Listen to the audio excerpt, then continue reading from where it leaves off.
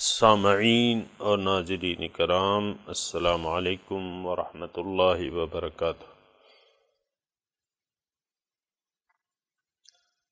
سورہ آل عمران آیت نمبر 68 سے شروع کریں گے۔ اعوذ باللہ من الشیطان الرجیم، بسم اللہ الرحمن الرحیم۔ ان اول الناس بابراہیم للذین اتبعوہ وہذا النبی والذین آمنوا واللہ ولی المؤمنین۔ ودت طائفة من اہل الکتاب لو یضلونکم وما یضلون الا انفسهم وما یشعرون۔ یا اہل الکتاب لم تکفرون بآیات اللہ وانتم تشہدون۔ یا اہل الکتاب لم تلبسون الحق بالباطل وتکتمون الحق وانتم تعلمون۔ وقالت طائفة من اہل الکتاب آمنوا بالذی انزل علی الذین آمنوا وجہ النہار واکفروا آخرہ لعلہم یرجعون۔ ولا تؤمنوا الا لمن تبع دینکم قل ان الہدی ھدی اللہ ان یؤتی احد مثل ما اوتیتم او یحاجوکم عند ربکم قل ان الفضل بید اللہ یؤتیہ من یشاء واللہ واسع علیم۔ یختص برحمتہ من یشاء واللہ ذو الفضل العظیم۔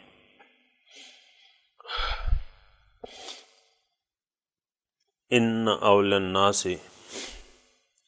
بے شک قریب لوگوں میں سے ابراہیم کے وہ لوگ ہیں جنہوں نے ان کی پیروی کی۔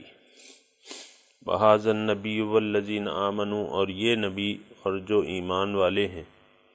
واللہ ولی المؤمنین، اللہ تعالیٰ دوست ہے مومنوں کا۔ ودت طائفة من اہل الکتاب، چاہتے ہیں ایک گروہ اہل کتاب سے، لو یضلونکم، کاش کہ وہ تمہیں گمراہ کر دیں۔ وما یضلون الا انفسهم وما یشعرون، اور یہ گمراہ نہیں کرتے لیکن اپنے آپ کو، لیکن ان کو اس بات کا شعور نہیں۔ یا اہل الکتاب، اے اہل کتاب، لم تکفرون بآیات اللہ وانتم تشہدون، کیوں انکار کرتے ہو اللہ تعالیٰ کے احکامات سے حالانکہ تم شہادت دیتے ہو کہ یہ حق ہے۔ یا اہل الکتاب، اے اہل کتاب، لم تلبسون الحق بالباطل، کیوں تم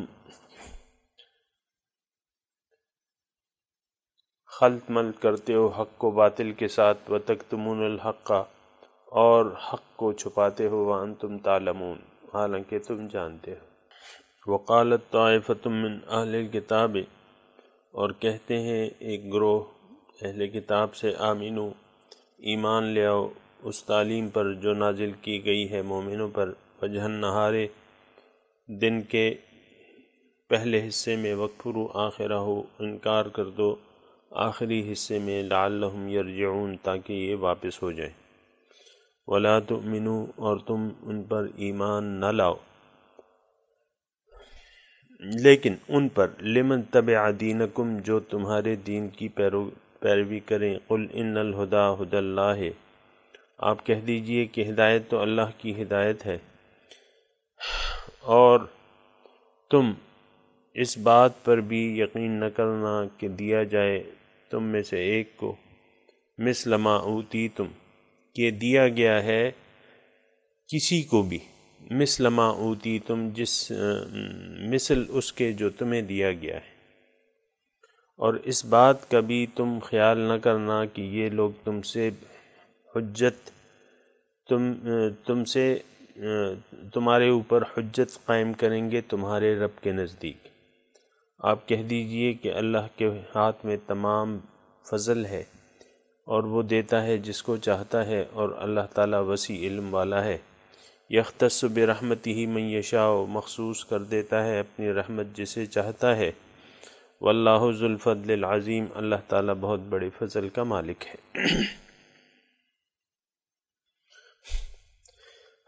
سامعین کرام، بگڑے ہوئے مسلمانوں کا حال بیان ہو رہا ہے۔ وہ بگڑے ہوئے مسلمان خواہ اس وقت تھے جس وقت نزول وحی ہو رہا تھا، یا اس وقت کے بگڑے ہوئے مسلمان کہ نزول وحی ہو چکا ہے اور حق بالکل واضح ہے، اور اس وقت بھی ان لوگوں کی طرح ان لوگوں کے پیروکار موجود ہیں۔ ان لوگوں کا تفصیل سے تذکرہ سورہ بقرہ میں بھی ہوا ہے اور اس صورت میں بھی ہو رہا ہے۔ سامعین کرام، توجہ رکھنی چاہیے، اور یہ میں آپ کو کہہ چکا ہوں کہ قرآن ہدایت ہے متقیوں کے لیے۔ اصل میں بات یہ ہے کہ انسان اور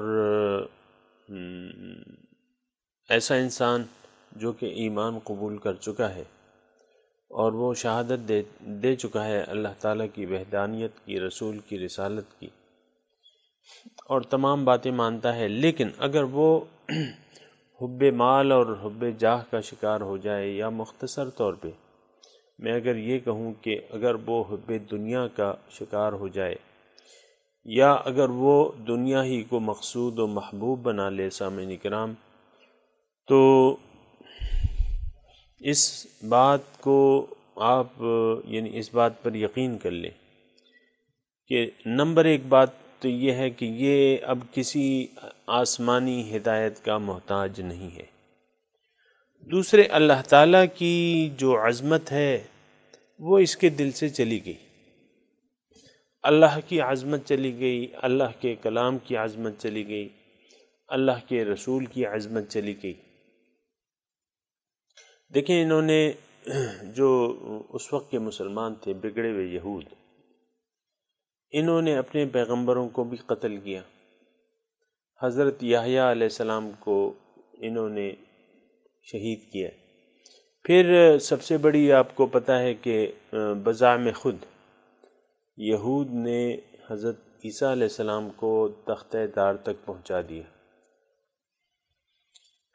حضرت عیسیٰ علیہ السلام، یہ سامعین کرام بڑے توجہ والی باتیں ہیں، اگر آپ توجہ سے سنیں گے تو ہو سکتا ہے آپ کو کچھ اس سے فائدہ پہنچے۔ سامعین کرام، میں یہ کہنے کی کوشش کر رہا ہوں کہ جب انسان دنیا کو مقصود بنا لے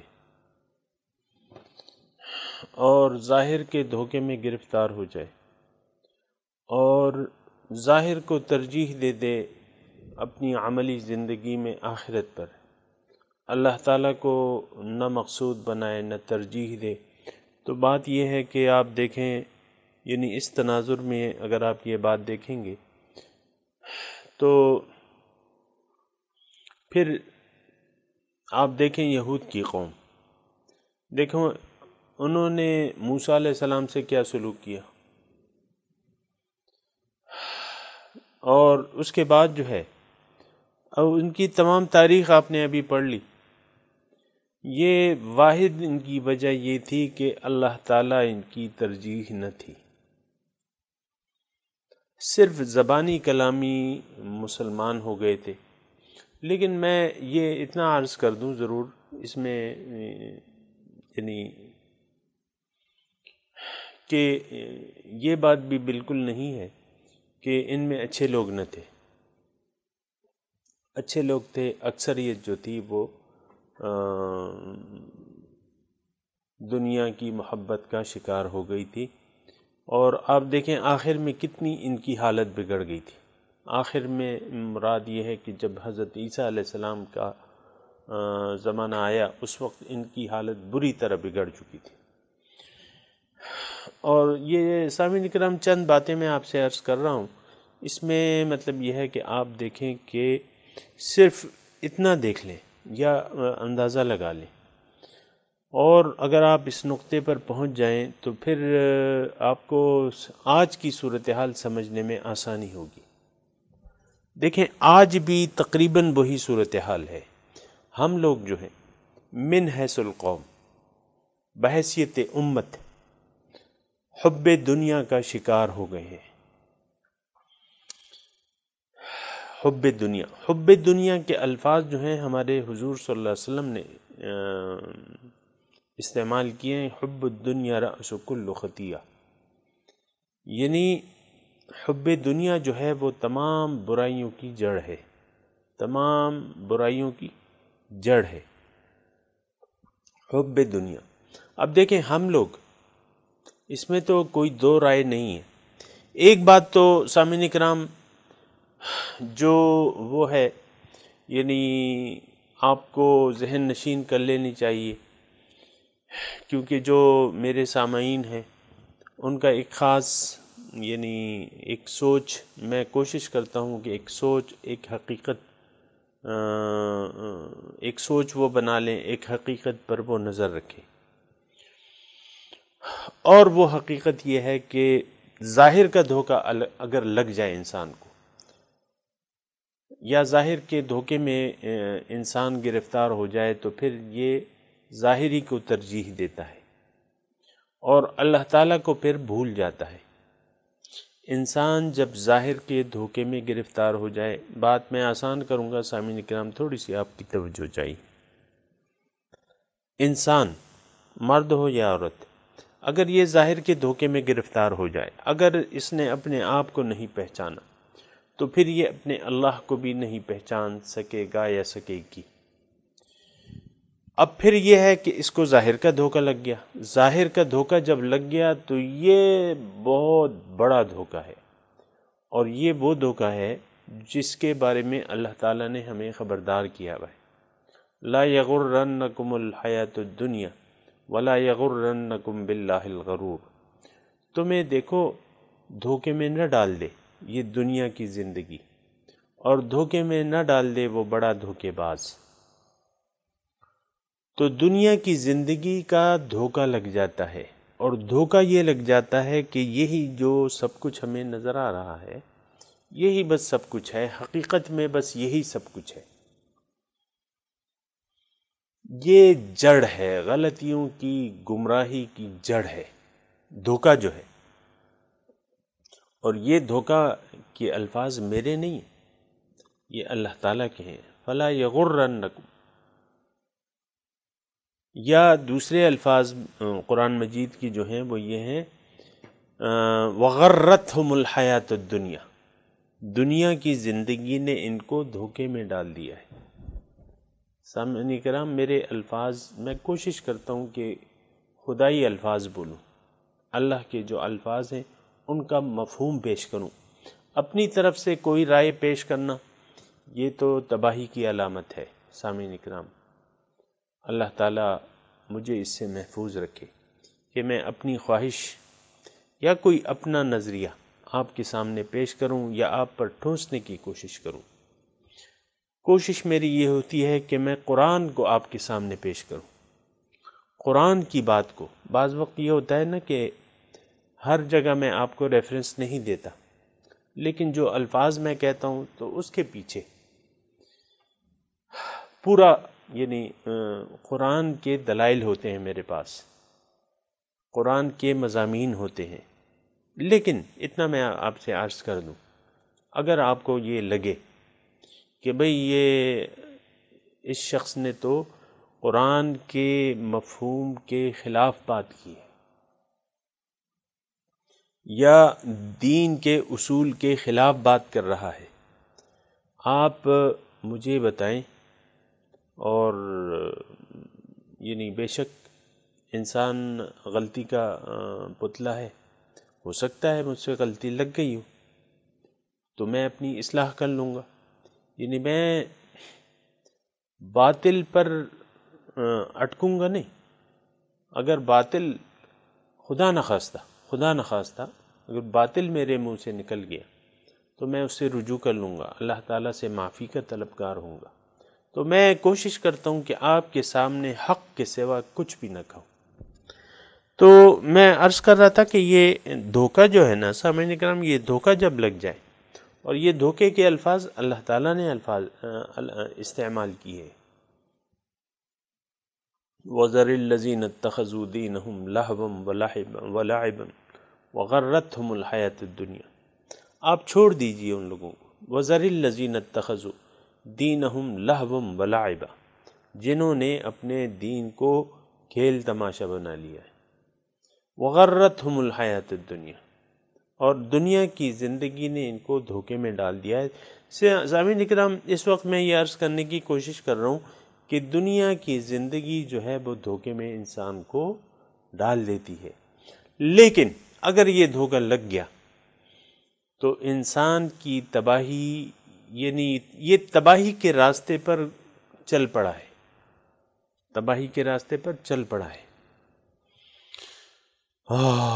تو سامعین اکرام، کوشش یہ کرنی چاہیے کہ یہ دھوکہ، اس دھوکے میں اگر کوئی پڑا ہوا ہے تو اس دھوکے سے خود بھی نکلے، اوروں کو بھی نکالنے کی کوشش کرے، کیونکہ جتنا بھی آپ مہربانی کریں گے اللہ کی مخلوق پر، اللہ تعالیٰ بھی آپ پر مہربان ہوگا۔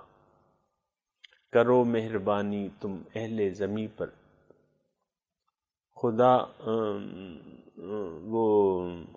خدا مہربان ہوگا عرش بری پر، ایسے کوئی شعر ہے۔ تو آپ خود بھی اپنے اوپر مہربانی کریں اور اپنے آپ کو اس دھوکے سے نکال دیں، اگر آپ اس دھوکے میں ہیں یا پڑے ہوئے ہیں یا پڑی ہوئی ہیں تو اس دھوکے سے نکلنے کی کوشش کریں۔ جتنا جلدی اس دھوکے سے ہم لوگ نکل آئے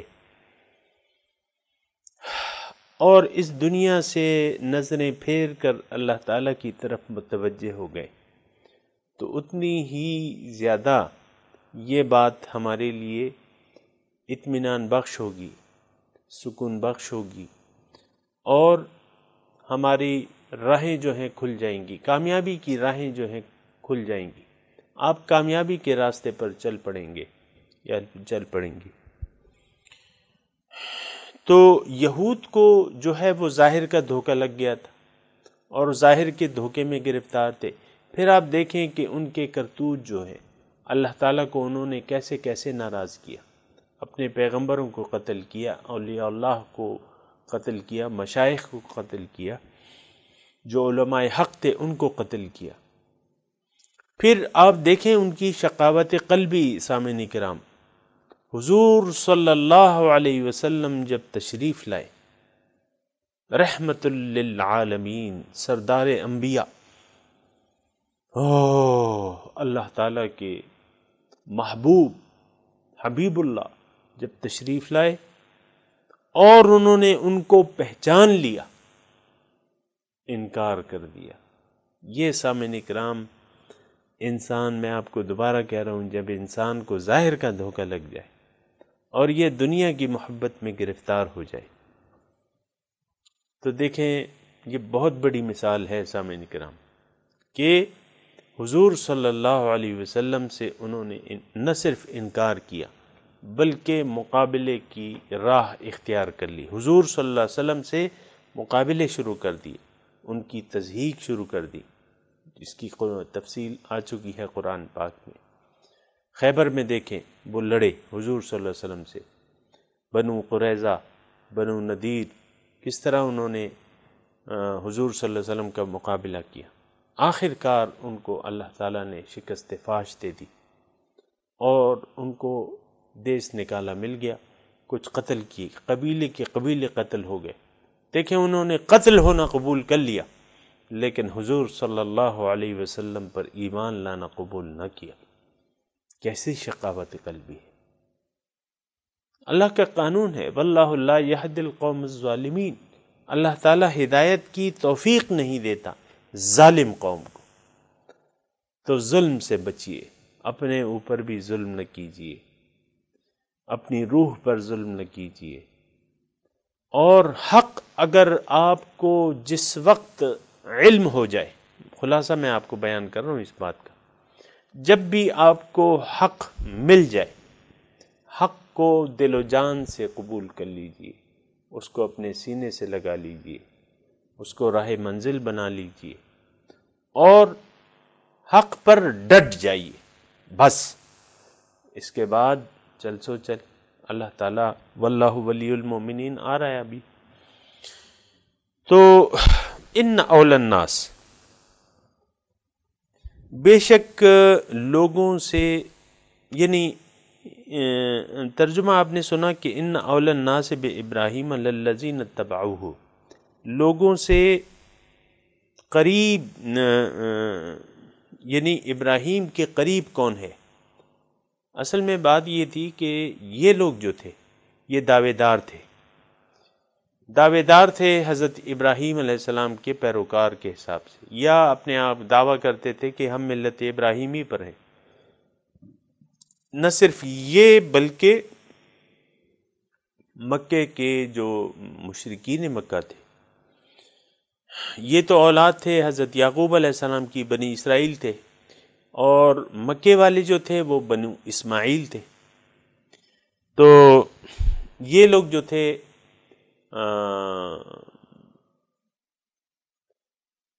بنو اسماعیل جو مکے والے تھے، یہ بھی بزعم خود ملت ابراہیمی کے اپنے آپ کو پیروکار کہتے تھے اور فخریہ انداز میں بات کرتے تھے کہ ہم تو ملت ابراہیم، یہ تو ملت ابراہیمی پر ہے۔ بہرحال اس وقت تو بات ہو رہی ہے ان یہود کی، ان یہود و نصارہ کی بات ہو رہی ہے۔ وہ اپنے آپ کو ملت ابراہیمی پر قرار دیتے تھے، کچھ کل کے سبق میں ان کا تذکرہ ہوا ہے۔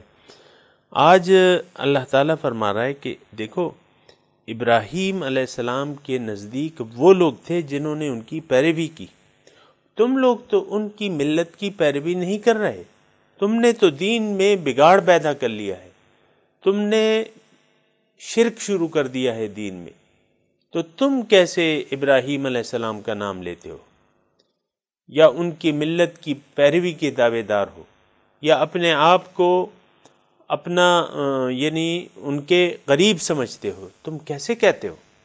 ان اول الناس بابراہیم للذین اتبعوہ، ابراہیم علیہ السلام کے قریب تو لوگوں میں سے قریب وہ تھے جنہوں نے ان کی پیروی کی۔ وہذا النبی والذین آمنوا، اور یہ نبی جو ہے محمد صلی اللہ علیہ وسلم، کیونکہ یہ بھی حضور صلی اللہ علیہ وسلم ملت ابراہیمی پر تھے، دین تو ایک ہی ہے، اور حضرت ابراہیم جو تھے وہ جد امجد تھے، اور حضور صلی اللہ علیہ وسلم حضرت ابراہیم علیہ السلام کی دعا تھے، ربنا وابعث فیہم رسولا منہم یتلو علیہم آیاتک وَيُعَلِّمُهُمُ الْكِتَابَ وَالْحِكْمَ وَيُزَكِّيهِمْ، تو انہوں نے بشارت بھی دی تھی، دعا بھی کی تھی۔ حضرت ابراہیم علیہ السلام کی دعا تھے حضور صلی اللہ علیہ وسلم، پھر وہ تو رئیس الموحدین تھے، اور حضور صلی اللہ علیہ وسلم کو ہدایت تھی کہ فَاتَّبِعُوا مِلَّةَ إِبْرَاهِيمَ حَنِيفًا، کہ تم لوگ ملت ابراہیم کی پیروی کرو، وَمَا كَانَ مِنَ الْمُشْرِكِينَ، وہ تو مشرک نہ تھے۔ تو یہ نبی جو ملت ابراہیمی پر ہیں یہ ان کے قریب ہیں، والذین آمنوا، اور جو ایمان والے ہیں حضور صلی اللہ علیہ وسلم کے ساتھ جو بھی ایمان لائے وہ بھی ملت ابراہیمی پر ہے۔ ملت ابراہیمی کیا تھی؟ توحید تھی۔ واللہ ولی المؤمنین، اور اللہ تعالیٰ دوست ہے، کارساز ہے، مددگار ہے مومنوں کا۔ یہ اللہ تعالیٰ نے ساتھ یہ بھی اپنی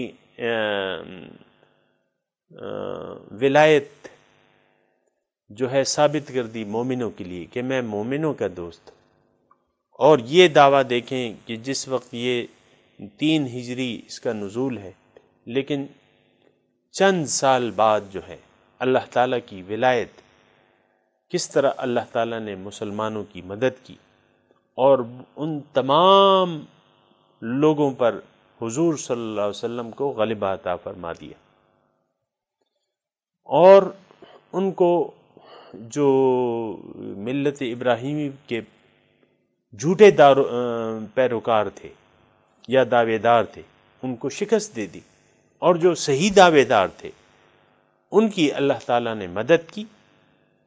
اور سامعین کرام، یہ مدد جو ہے اللہ تعالیٰ کی اس وقت تک، یہ یقین جانے کہ اس وقت تک کے لیے محدود نہ تھی، آج بھی اللہ تعالیٰ واللہ ولی المؤمنین، اللہ تعالیٰ دوست ہے، کارساز ہے مومنوں کا۔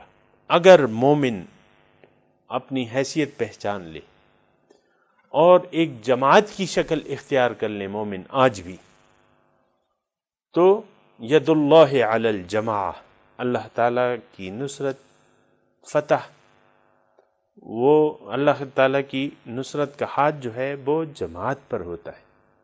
واللہ ولی المؤمنین، اللہ تعالیٰ ولی ہے، دوست ہے، کارساز ہے مومنوں کا۔ اب پھر تھوڑا سا اللہ تعالیٰ ان کی وضاحت کر رہا ہے اہل کتاب کی۔ ودت اہل الکتاب، چاہتے ہیں ایک گروہ ان اہل کتاب سے، لو یدلونکم، اے مسلمانوں کہ تمہیں گمراہ کر دے، تمہیں حق سے پھیر دے، ایسے شکوک و شبہات ڈال دے تمہارے ذہن میں تاکہ تم گمراہ ہو جاؤ۔ وما یدلون الا انفسہم، اور بات یہ ہے، حقیقت یہ ہے کہ یہ لوگ صرف اپنے آپ کو گمراہ کرتے ہیں۔ وما یشعرون، ان کو اس بات کا شعور تک نہیں ہے۔ تو سامعین کرام، یہ یعنی اہل کتاب کی خواہش، ودت، دل سے چاہتے ہیں، طائفۃ من اہل الکتاب لو یدلونکم، یہ تو اس زمانے کے حساب سے، شان نزول کے حساب سے میں نے ترجمہ کیا، لیکن آج بھی آپ دیکھیں، آج اہل کتاب یعنی مسلمانوں میں، مسلمان اہل کتاب ہی ہیں سامعین اکرام، یعنی یہ معنی ضروری نہیں ہے کہ ان پر چسپاں ہو۔ اور یہ تو میں نے آپ کو عرض بھی کر دیا تھا کہ ہم یا تو دنیا دار ہیں، یا دیندار ہیں، یا اللہ والے ہیں، اور یا دنیا والے ہیں۔ اگر دنیا والے ہیں تو ہم یہود کے نقش قدم پر چل رہے ہیں، اگر اللہ والے ہیں، دیندار ہیں، تو پھر یہ تو مسلمانوں کی وہ ہے۔ تو آج بھی مسلمانوں میں ایسے گروہ موجود ہیں جو اللہ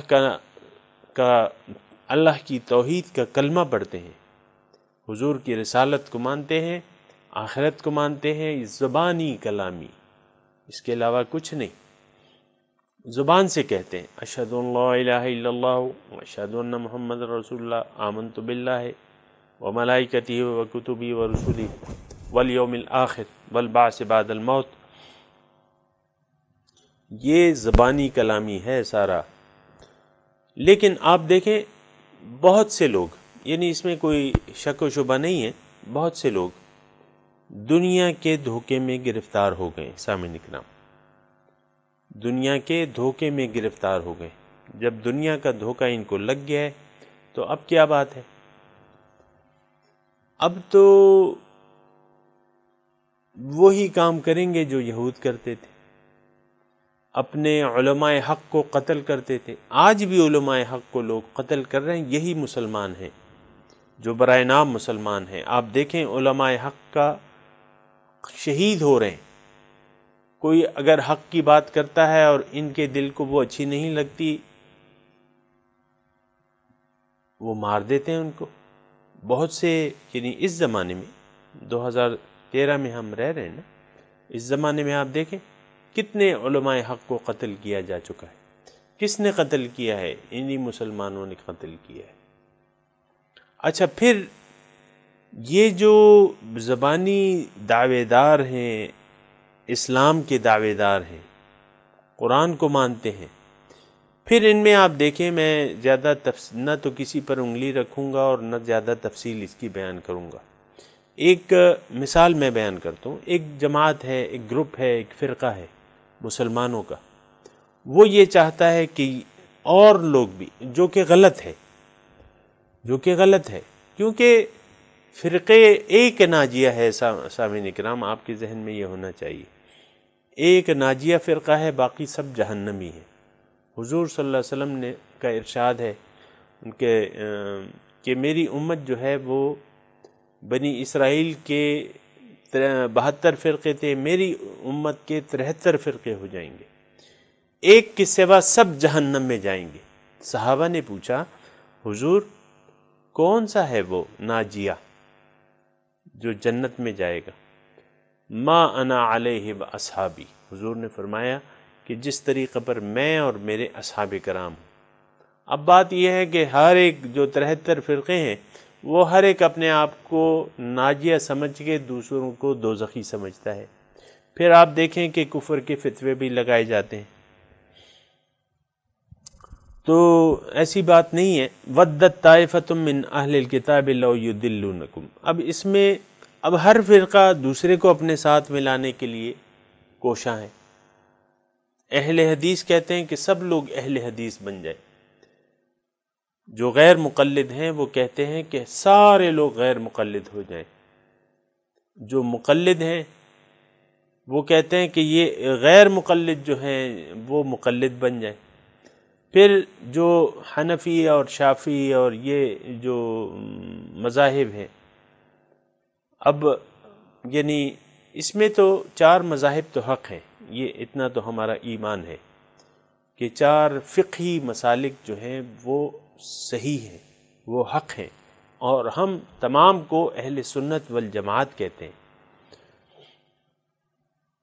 صرف اس میں سے ایسے لوگ ہیں، ایسے گروپ ہیں جو اہل سنت والجماعت نہیں ہیں۔ اس کی میں تفصیل نہیں بیان کر رہا، لیکن عام طور پہ یعنی یہ ایک عام بات ہے کہ 4 جو مذہب ہیں، امام شافعی ہے، امام مالکی ہے، امام حنبلی ہے، امام حنبل ہے، امام ابو حنیفہ ہے، 4 مذاہب ہیں، 4 امام ہیں، چاروں حق ہیں یہ۔ لیکن اس کے علاوہ جو اور ہیں، مثال کے طور پہ شیعہ ہیں یا فقہ جعفیہ والے، وہ ایک الگ فقہ ہے۔ پھر آپ دیکھیں کہ اس کے علاوہ بھی مختلف لوگ ہیں، اور وہ سب یہ چاہتے ہیں کہ یہ لوگ ہمارے اس پر آ جائیں، اپنا مسلک چھوڑ دیں۔ تو یہ اس قسم کی بات ہے، وَدَّتْ طَائِفَةٌ مِّنْ أَهْلِ الْكِتَابِ لَوْ يُضِلُّونَكُمْ، چاہتے ہیں ایک طائفہ اہل کتاب سے کہ وہ تمہیں گمراہ کر دیں، حالانکہ یہ صرف اپنے آپ کو گمراہ کرتے ہیں، یعنی خود بھی حق سے ہٹے ہوئے ہیں، دوسرے کو حق سے ہٹانے کی کوشش کر رہے ہیں، تو گمراہ ہو گئے۔ وَمَا يَشْعُرُونَ، ان کو اس بات کا شعور تک نہیں۔ اور سامعین کرام، سچی بات یہ ہے کہ ان کو شعور نہیں ہے۔ اب اللہ تعالیٰ ان کو کہتا ہے یا اہل الکتاب لم تکفرون بآیات اللہ وانتم تشہدون، کیوں تکفیر کرتے ہو اللہ تعالیٰ کے احکامات کی، اللہ تعالیٰ کے احکامات پر عمل کیوں نہیں کرتے، اس کی تکفیر کیوں کرتے ہو، حالانکہ تمہارا دل گواہی دیتا ہے کہ یہ کلام جو ہے حق ہے، یہ احکامات حق ہیں، پھر اس سے کیوں انکار کرتے ہو۔ یا اہل الکتاب لم تلبسون الحق بالباطل وتکتمون الحق وانتم تعلمون، اے اہل کتاب کیوں تم حق کو گڑبڑ کرتے ہو، لم تلبسون الحق بالباطل، کیوں تم حق اور باطل کو مکس کرتے ہو، وتکتمون الحق، اور حق کو چھپاتے ہو، وانتم تعلمون، اور تم جانتے ہو۔ سامعین اکرام، حق اور باطل کو گڑمڑ کرنا یہ اس وقت کے یہود کی عادت تھی۔ پھر تکتمون الحق، حق کو وہ چھپاتے تھے۔ سب سے بڑا حق اس وقت جس وقت شان نزول کے حساب سے میں بات کر رہا ہوں، اس وقت سب سے بڑا حق حضور صلی اللہ علیہ وسلم کی ذات تھی، قرآن حکیم تھی، قرآن حکیم کا نزول تھا۔ یہ بات وہ دل سے مانتے تھے کہ ہاں یہ وہی پیغمبر ہے، یہ وہی قرآن ہے، تکتمون الحق، لیکن حق کو چھپاتے تھے، عوام کے سامنے یہ نہیں حقیقت بیان کرتے تھے کہ یہ نہیں، یہ تو وہ نہیں ہے جو آنے والا تھا، وہ آئے گا۔ وَأَنْتُمْ تَعْلَمُونَ، حق کو کیوں چھپاتے ہو حالانکہ تم جانتے ہو۔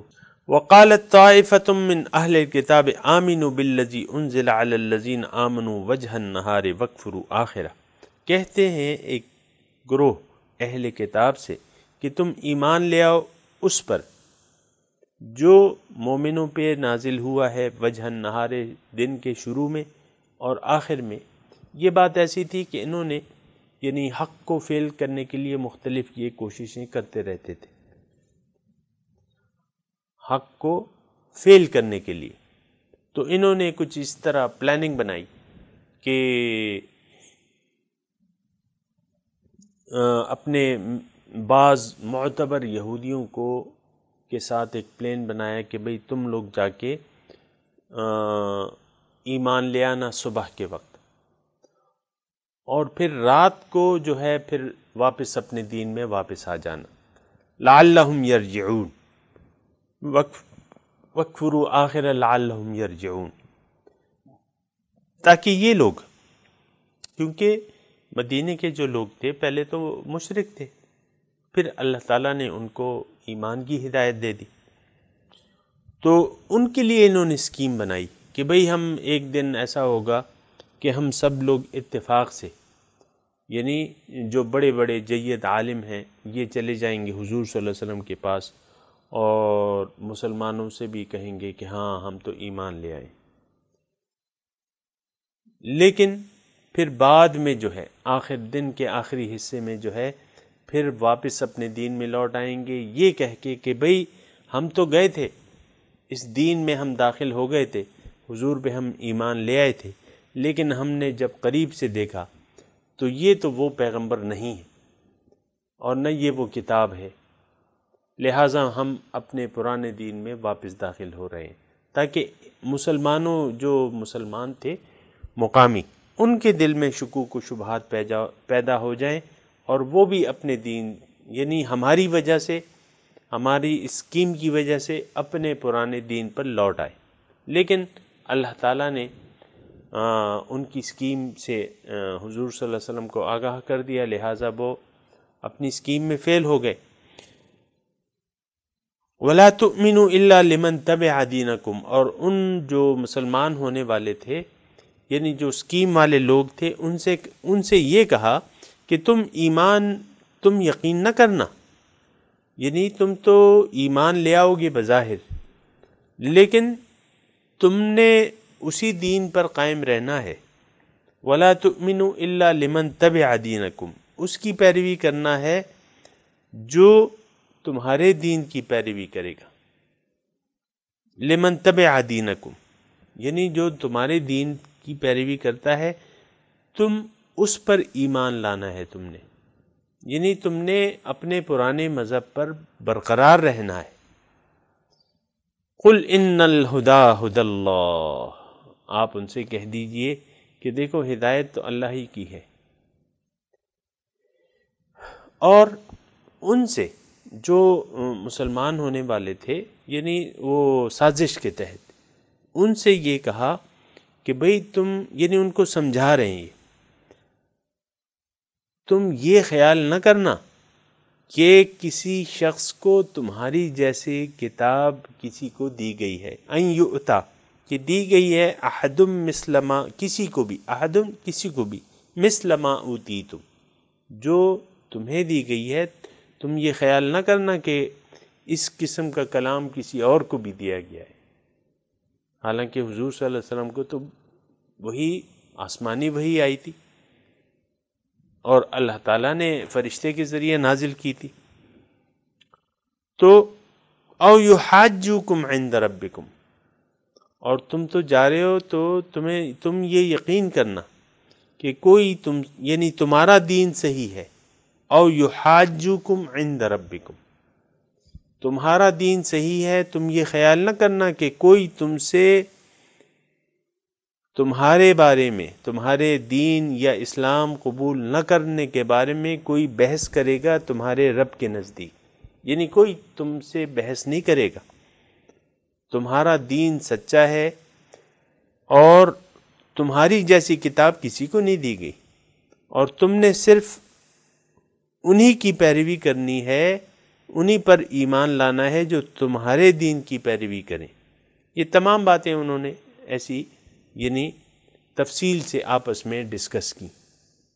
تو اللہ تعالیٰ اب تبصرہ کر رہا ہے، قُلْ إِنَّ الْفَضْلَ بِيَدِ اللَّهِ، آپ ان سے کہہ دیجئے کہ دیکھو اللہ، یہ سارا فضل تو اللہ کے ہاتھ میں ہے، یؤتیہ من یشاء، اللہ تعالیٰ وہ دیتا ہے جسے چاہتا ہے، واللہ واسع علیم، یعنی تمہارے کہہ دینے سے ایسا تو کچھ بھی نہیں ہوتا، اللہ فضل تو اللہ کے ہاتھ میں، اور فضل اس نے دے دیا ہے حضور صلی اللہ علیہ وسلم پر، اپنے فضل سے ان کو رسالت دے دی ہے، مسلمانوں کو اپنے فضل سے ہدایت کی توفیق بخش دی ہے۔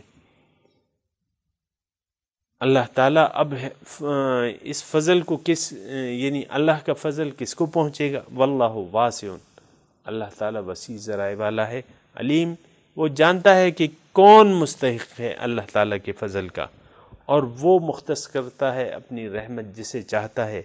واللہ ذو الفضل العظیم، اللہ تعالیٰ بہت بڑے فضل کا مالک ہے۔ یعنی اے سازشی یہودیوں، تمہارے کہنے یا نہ کہنے سے کچھ بھی نہیں ہوتا، اور تم کسی کو دھوکہ نہیں دے سکتے اپنی ان سازشوں سے۔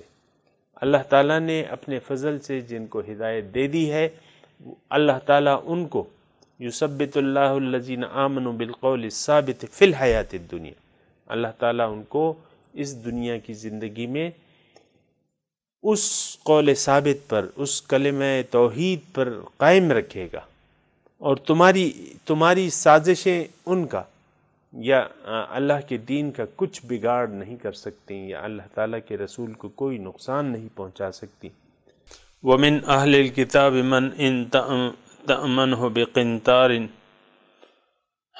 اگر اہل کتاب میں سے بعض ایسے ہیں کہ اگر تم ان کے پاس امانت کے طور پہ رکھواؤ، بقنطار، قنطار کہتے ہیں ڈھیرے، ایک ڈھیری، سونے کی ایک ڈھیری جو ہے، یا پیسوں کی ڈھیری، یا کسی بھی چیز کی جو قیمتی چیز ہے اس کی ڈھیری، یؤدیہ الیک، تو اس میں سے وہ بعض لوگ ایسے ہیں کہ جو تمہیں اپنے مطالبے پر واپس کر دیں گے۔ وَمِنْهُمْ مَنْ إِنْ تَأْمَنْهُ بِقِنْطَارٍ، اور ان میں سے بعض ایسے ہیں کہ اگر ان کے پاس تم رکھواؤ 1 دینار، بدینار لا یؤدیہ الیک، وہ تمہیں واپس نہیں کریں گے، الا ما دمت علیہ قائمہ، لیکن اگر تم ان کے سر پہ کھڑے رہو۔ سامعین کرام، اس میں جو مضمون اس میں موجود ہے وہ یہ ہے کہ اگر ایک قوم بہت بھی خراب ہو جائے، بہت بھی بگڑ جائے، تو ان میں اچھے لوگ ہوتے ہیں، اور اگر ایک قوم بہت بھی اس کے برخلاف، اگر ایک قوم بہت بھی اچھی ہو جائے، بہت نیک ہو جائے، بہت پارسا ہو جائے، من حیث القوم اگر ایک جماعت نیک ہو جائے، تو پھر بھی ان میں یعنی ایسے لوگ ہوتے ہیں جو نیک نہیں ہوتے۔ تو اہل کتاب کی حالت بظاہر تو بہت بگڑ چکی تھی، لیکن یہ بات نہیں ہے کہ سارے کے سارے ایسے ہیں۔ اللہ تعالیٰ ان میں کہہ رہا ہے کہ ان میں کچھ لوگ ہیں ایسے کہ اگر تم ان کے پاس امانت کے طور پہ ایک ڈھیری رکھواؤ تو وہ تمہیں واپس کر دیں گے مطالبے کے طور پہ، لیکن ایسے بھی ہیں اور ایسے بہت ہیں کہ اگر 1 دینار بھی رکھواؤ وہ تمہیں واپس نہیں کریں گے، یہاں تک کہ تم ان کے سر پہ قائم رہو۔ اور اس کی وجہ کیا ہے؟ قالو، وہ کہتے ہیں لیس علینا فی الامیین سبیل، ہم پر کوئی امی لوگوں کی کوئی حجت نہیں ہے، یعنی اگر ہم ان کا مال غصب کر لیں گے تو ہم سے اللہ تعالیٰ پوچھے گا نہیں ان کے بارے میں، کیونکہ ہم تو نیک ہیں، پارسا ہیں، اہل کتاب ہیں، اور یہ جو ہیں یہ تو جاہل ہیں اور ان پڑھ ہیں، تو ان پر یعنی ان کا مال جو ہے ہم پر حلال ہے۔ لیس علینا فی الامیین سبیل، یعنی اپنی پارسائی کی وجہ سے اپنے آپ کو قابل مواخذہ نہیں سمجھتے تھے۔ تو اول تو ان کا یہ تصور غلط تھا کہ پارسائی کی وجہ سے کوئی انسان گناہوں، یعنی انسان کے گناہ معاف ہو سکتے ہیں۔ دوسری بات یہ تھی کہ یعنی عمل کی جو جزا ہے اس سے یہ لوگ بے فکر ہو گئے تھے، بسبب اپنے یعنی جو درجہ انہوں نے اپنے لیے متعین کر دیا تھا، جس کی تفصیل آئی بھی ہے کہ نحن ابناء اللہ و احباؤ، کہ ہم اللہ تعالیٰ کے بیٹے ہیں اور اس کے محبوب ہیں. تو اس کی وجہ سے کہ ہم پیغمبروں کی اولاد ہیں اور اللہ تعالیٰ کے محبوب ہیں، اس وجہ سے اللہ تعالیٰ ہمیں، اور محب اور محبوب کے درمیان بہت کچھ نظر انداز ہو جاتا ہے یا ہو سکتا ہے. تو سامعین کرام، یہ ان کی امیدیں تھیں کہ لیس علینا فی الامیین سبیل ویقولون علی اللہ الکذب، اور یہ اللہ تعالیٰ پر جھوٹ بولتے تھے، وہم یعلمون، حالانکہ وہ جانتے تھے کہ ایسا نہیں ہے. اور اب اللہ تعالیٰ فرما رہا ہے کہ بلا من اوفی بعہدہ واتقی فإن اللہ یحب المتقین. نجات کا یہاں رہنما اصول بیان کیے جا رہے ہیں. تھوڑے سے کان، اگر اس میں آپ کے کانوں میں کوئی ڈاٹ وغیرہ ہیں اس کو ہٹا دیں اور یہ بات سن لیں اللہ تعالیٰ کی کہ متقی کون ہے، اور تقوی والوں سے اللہ تعالیٰ، متقی لوگوں سے اللہ تعالیٰ سلوک کیا کرتا ہے. بلا من اوفی بعہدہ واتقی، دو چیزیں ہیں کامیابی کے لیے، نجات کے لیے. جس نے اپنا وعدہ پورا کیا، اللہ تعالیٰ کے ساتھ جو وعدہ انسان نے کیا ہوا ہے، اور آپ کو میں وہ وعدہ یاد دلاؤں. ایک وعدہ جو ہے ہم نے تو روز الست کیا ہوا ہے سامعین کرام، ایک وعدہ جو ہے ہم نے روز الست کیا ہوا ہے. الست بربکم قالوا بلا، اللہ تعالیٰ نے ہم سے وعدہ لیا تھا اور ہم سے پوچھا تھا کہ کیا میں تمہارا رب نہیں ہوں. ہم نے اس بات میں جواب دیا تھا کہ ہاں اے اللہ تعالیٰ آپ ہمارے رب ہیں. تو ایک تو وہ وعدہ ہے جس کی یاد دہانی کے لیے انما انت مذکر، کہ آپ تو یاد دہانی کرانے والے ہیں.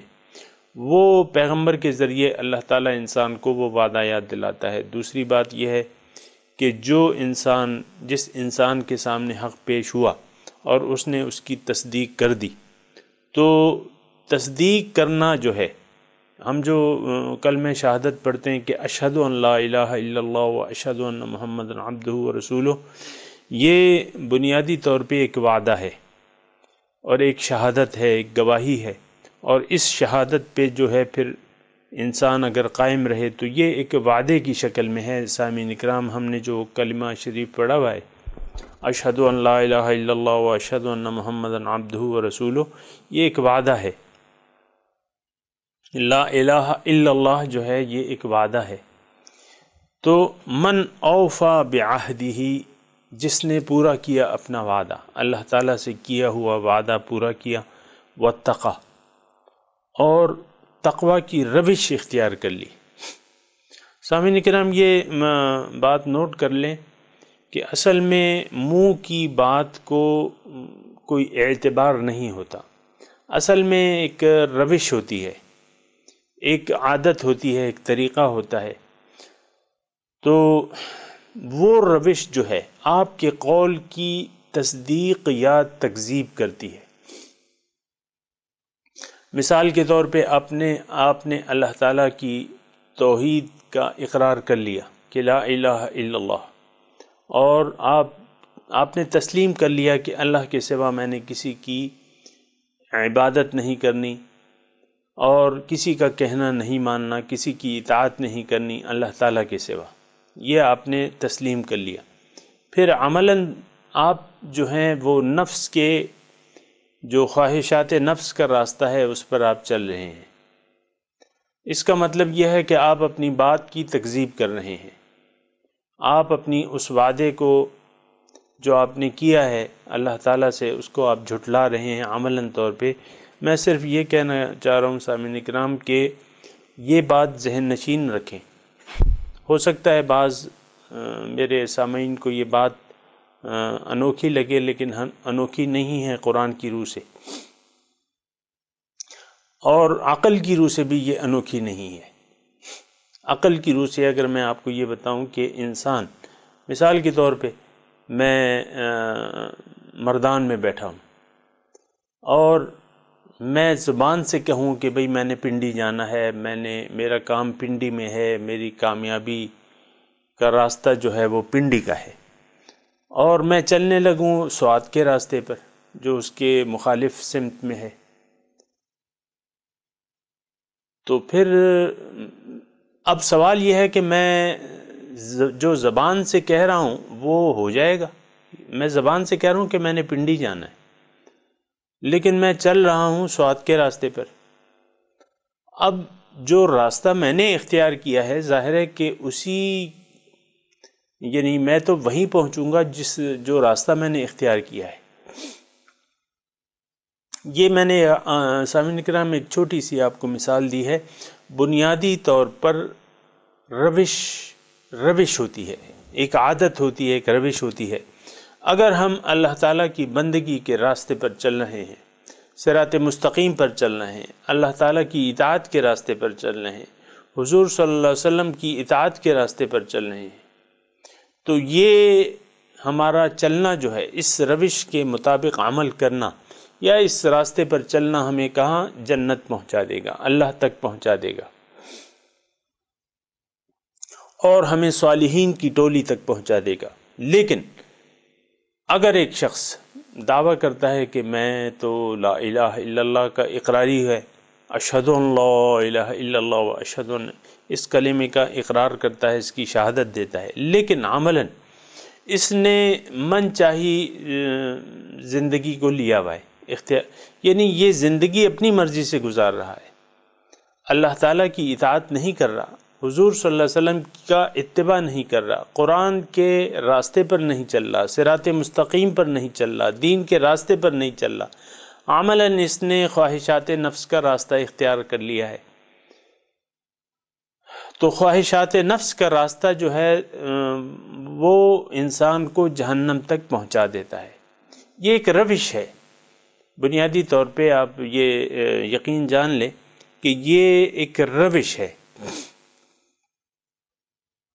یہ روش جو ہے انسان کو اپنی منزل تک پہنچا دیتی ہے. اگر ہم اللہ تعالیٰ کے راستے پر چل رہے ہیں، یہ روش ہم نے اختیار کی بھی ہے.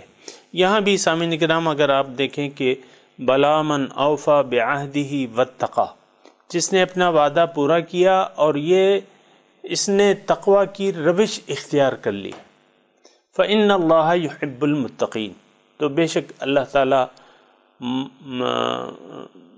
محبت رکھتا ہے متقیوں سے. تو بات تو وہی پھر تقوی کی آ جاتی ہے کہ روش کی آ جاتی ہے. آپ نے اگر تقوی کی روش اختیار کر لی تو آپ اللہ تعالیٰ کے محبوب بن جاتے ہیں.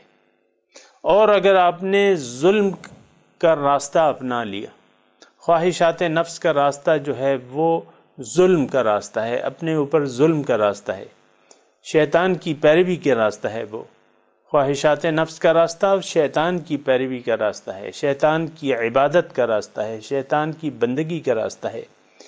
اگر کوئی شخص لا الہ کا اقرار کر کے شیطان کے راستے پر چل رہا ہے، من چاہی زندگی گزار رہا ہے، اس کا مطلب یہ ہے کہ یہ تقوی سے کام نہیں لے رہا، یہ غیر محتاط ہے، یہ اس نے احتیاط کا دامن چھوڑ دیا ہے. یہ بس سامعین کرام تھوڑا سا اگر ہم آپ غور کریں نا، تو آج آپ اور میں آج کل جس معاشرے میں رہ رہے ہیں وہ بالکل غیر محتاط معاشرہ ہے. آپ دیکھیں، خواہ خواتین ہیں، مرد ہیں، لڑکے ہیں، بچے ہیں، بوڑھے ہیں، غیر محتاط زندگی گزار رہے ہیں.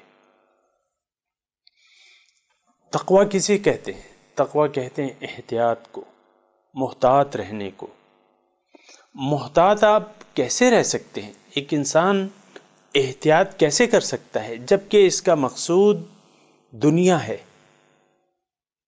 تو ایک دنیا دار شخص سامعین کرام، ایک حب دنیا میں دنیا کی محبت سے سرشار انسان کیسے تقوی کی روش اختیار کر سکتا ہے؟ تھوڑا سوچے تو آپ، عقل سے تو کام لینا چاہیے نا کم از کم. تو جو شخص عقل سے کام نہیں لے رہا اور وہ من چاہی زندگی گزار رہا ہے اور اپنے خواہشات نفس کے راستے پر چل رہا ہے، اس کا مطلب کیا ہے؟ اس کا مطلب یہ ہے کہ وہ شیطان کی بندگی کر رہا ہے۔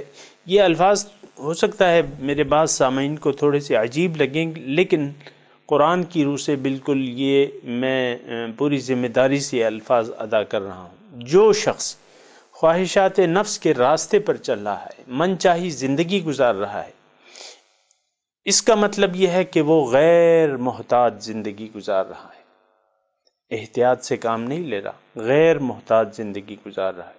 جب غیر محتاط زندگی گزار رہا ہے تو پھر کیا ہوگا؟ اس کا ٹھکانہ جو ہے وہ جہنم ہے، اس کا ٹھکانہ جہنم ہے۔ جو اگلی آیت آ رہی ہے سامعین اکرام، اس میں بالکل وضاحت ہو جائے گی انشاءاللہ تعالی، لیکن آج کا جو سبق ہے اس کا خلاصہ یہ ہے کہ ایک روش ہوتی ہے انسان کی، اگر یہ تقوی کی روش اختیار کر لیتا ہے جو ہم نے آخری آیت پڑھی ہے، بَلَا مَنْ أَوْفَى بِعَهْدِهِ وَاتَّقَى فَإِنَّ اللَّهَ يُحِبُّ الْمُتَّقِينَ۔ سامعین اکرام، کامیابی تو ہر شخص چاہتا ہے، اس کامیابی کے لیے دلیل کیا ہے؟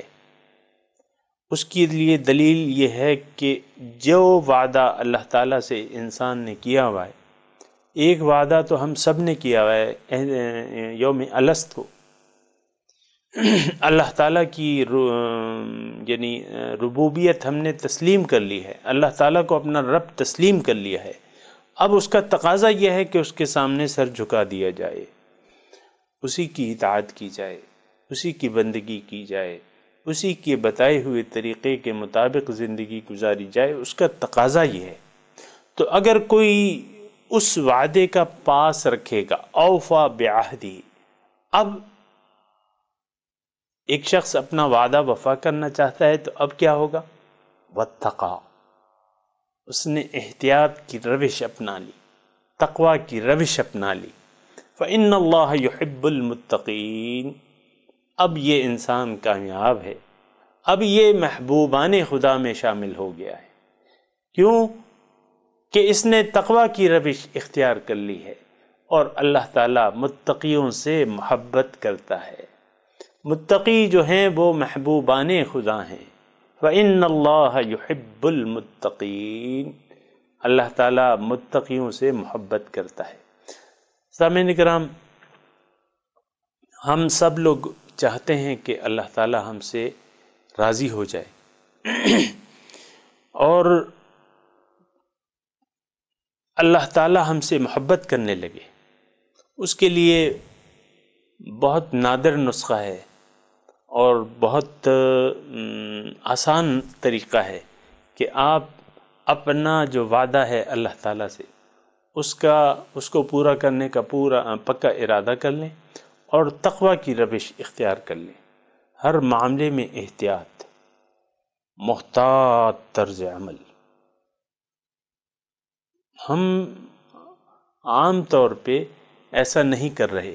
جس معاشرے میں سامعین اکرام میں اور آپ رہ رہے ہیں وہ ایک غیر محتاط معاشرہ ہے۔ آپ دیکھیں، عورتیں ہیں، بچے ہیں، جوان ہیں، سارے لوگ غیر محتاط، احتیاط ہے ہی نہیں، اللہ کے وجود کا احساس نہیں ہے، اللہ تعالیٰ کے وجود کا احساس نہیں ہے۔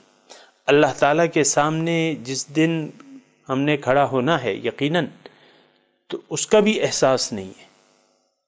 وَلِمَنْ خَافَ مَقَامَ رَبِّهِ جَنَّتَانِ، جو ڈرا اپنے رب کے سامنے کھڑے ہونے سے اس کے لیے 2 جنتیں ہیں، کیونکہ اگر اس کو یہ احساس پیدا ہو گیا کہ میں نے رب کے سامنے کھڑا ہونا ہے تو پھر وہ محتاط رہے گا۔ سامعین اکرام، اس مضمون جو میں نے ادا کیا ہے اس پر سوچیں اور جتنا بھی سمجھ میں اس کو آپ لا سکتے ہیں اس کو لائیں۔ وآخر دعوانا ان الحمد للہ رب العالمین، والسلام علیکم ورحمۃ اللہ وبرکاتہ۔